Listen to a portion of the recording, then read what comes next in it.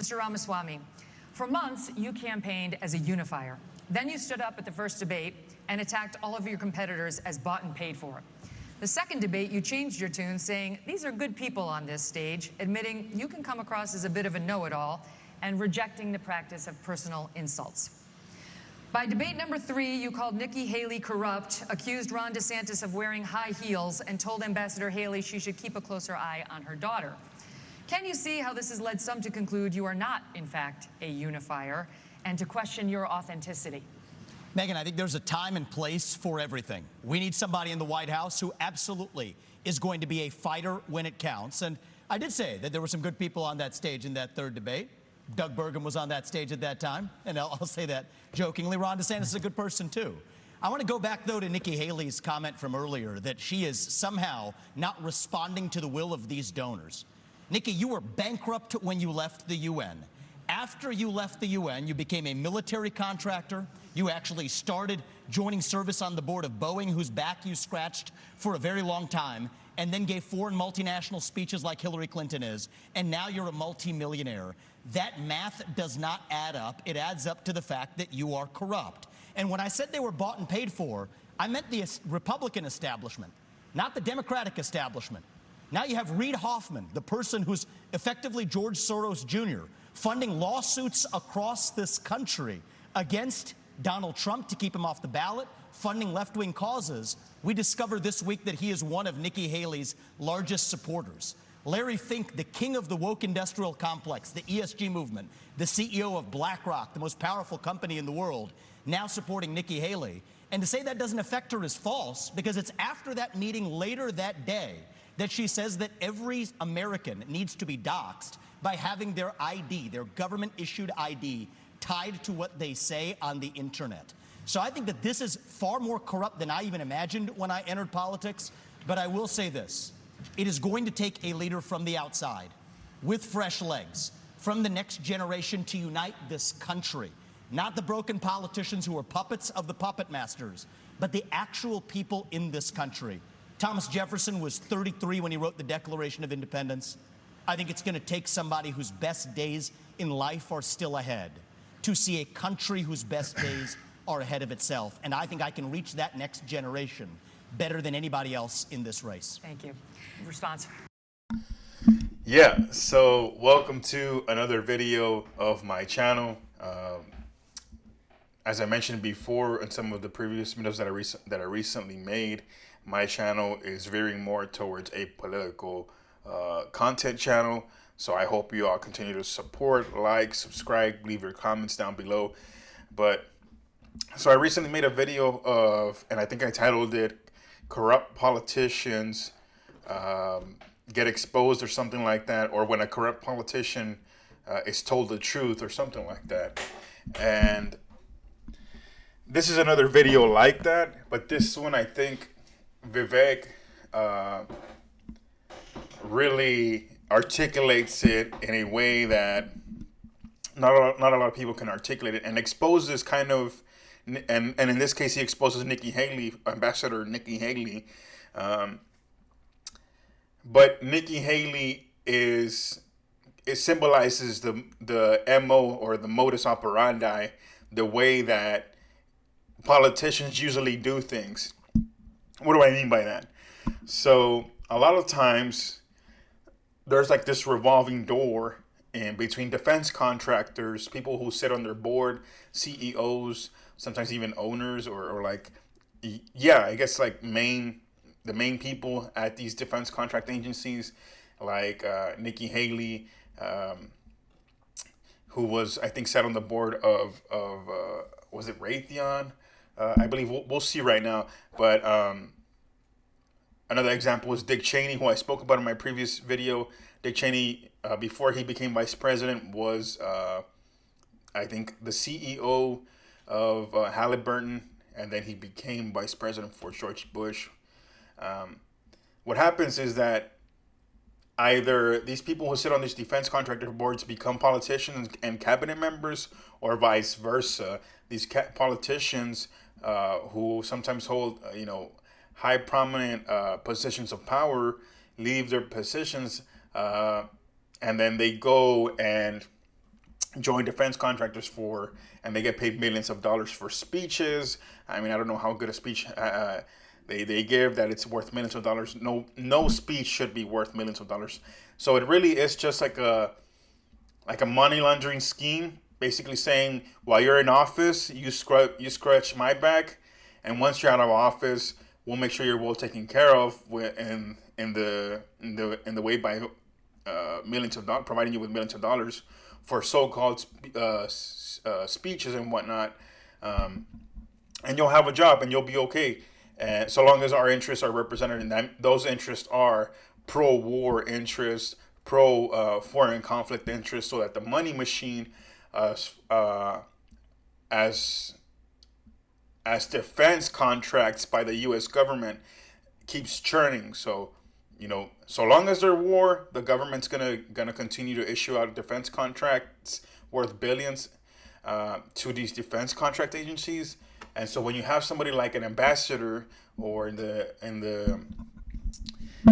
example of Dick Cheney, a vice president who with connections to people in power, it's a good thing because you're more than likely to be awarded those contracts, right? And to make billions and whatnot. And so Nikki Haley here gets exposed by Vivek.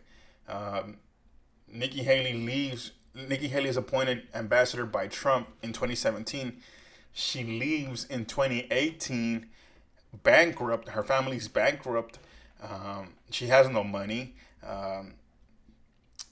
She's looking for a way to make money so that she can, solve her bankruptcy issues and not worry about her financial situation. So what does she do? She goes and joins I think it's the board of Raytheon. Give me 1 second. Okay. 1 second. Yeah, I think it was Raytheon. And so Vivek says, hey, there's no way now that you're running for president that there's no way that these influences are not influencing you in your policy making, which is why you're so pro-war against Russia, which is why you're so ringing the bells of increasing conflict against Russia and keeping the Ukraine war going. It's not because you believe in these convictions of so-called freedom and democracy. It's because those are the talking points that your defense contract company is feeding you, and that's what you're going to come here and represent, because they greased your wheels by the way of millions of dollars when you needed them most.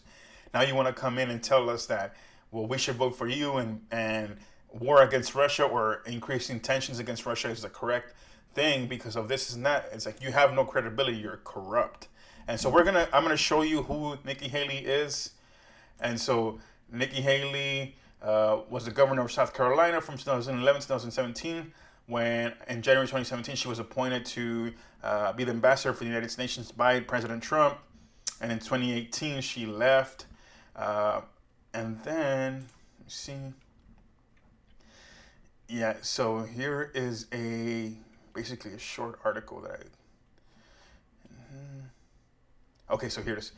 So this is an article about the debate that happened that we just saw. So the article reads: the incendiary exchange, which instantly became viral, made for television exchange clips shared widely, belied a deeper divide in foreign policy and the curious background of Haley, who went from a near negligible wealth with virtually no assets or investments other than a bank account with less than $15,000 in 2017 and up to $1 million in debt to a sizable fortune. Over the last year, Haley and her husband reported a vast investment stock portfolio and $12 million of income. The former South Carolina governor left the Trump administration in 2018 at the time when her parents were struggling financially and had just faced foreclosure. Those days are over. Haley now resides in a 5,700 square foot mansion on Kiowa Island, now worth close to $5 million. Haley and her husband also helped sell a strip mall once owned by her parents and worked to clear the family of previous debt. Okay, so now I'm going to show you a recent picture which really disgusts me. I don't care what side of the issue you're on, but for a politician to be autographing a missile that's going to go and end somebody's life is disgusting and despicable. And that's the type of people that you do not want in government, because if that's their mentality, they're so quick to send your children, because her kids are not going to go fight these wars. They're going to send your children, and these bombs are going to be dropped in the same area that your children are fighting in. And not only that, you're just ending people's life, and you're so giddy about it that you're willing to sign a missile that's about to go end somebody's life. That just goes to show how deranged and war hungry you are, and you should be nowhere a position of power, let alone hold any type of office. So Nikki Haley writes, finish them on Israel artillery shell intended for Lebanon. And this is her autographing the military shell. I'm sure it was probably made by her defense contract company that she worked for. Let me make sure that it's Raytheon who she worked for. Mm-hmm.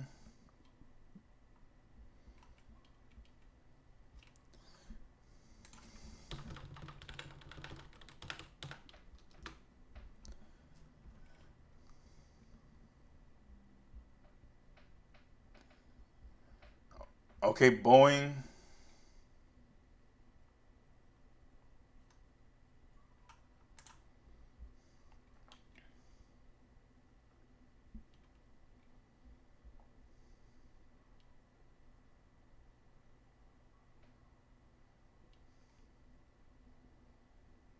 Yeah, so it wasn't Raytheon, it was Boeing. I do apologize. It's Boeing, not Raytheon. So I do want to make that correction. She's serving the board of Boeing.